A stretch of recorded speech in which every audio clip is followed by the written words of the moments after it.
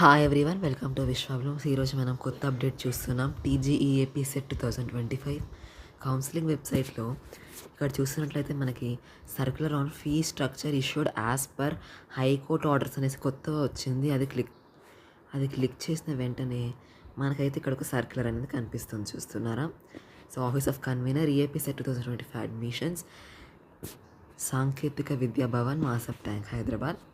Circular ఏంటంటే మనకి recommendations of TAFRC government has notified that fees for the block period ఇక్కడ చూడండి of 2022 to 25 as notified will be applicable for the academic year 2025 to 26 అన్నమాట.